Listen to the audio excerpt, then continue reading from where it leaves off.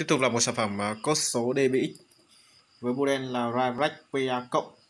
Lỗi của sản phẩm bật lên màn không hiển thị gì, trắng xóa, và các cái đèn bên này cũng không loát, không chớp, và đồng thời là mất tiếng luôn. Và thì hiện tại đã xử lý xong cái sản phẩm này. Đó, tắt đi bật lại này. Nó bật lên nó chỉ hiện cái phông trắng như này thôi, nó không loát cái dòng DBX này. Đó, đây là sản phẩm này đã chạy ok mọi người nhé. Thì trên cái dòng này thì hai cái bệnh chuyển kiếp đặc trưng đó là nó sẽ bị bật lên là hiện nguyên một cái phông nền trắng, đó không hiển thị thông số gì.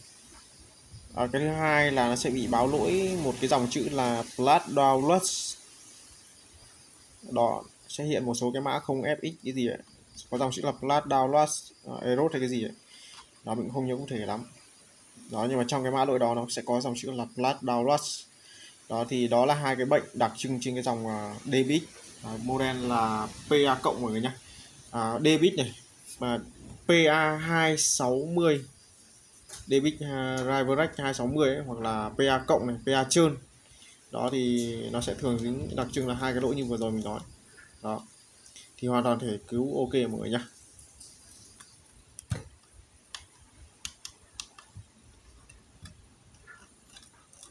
Đó, chúng ta nhìn máy móc của cái dòng này thì nhìn nó khá là khủng khiếp rồi.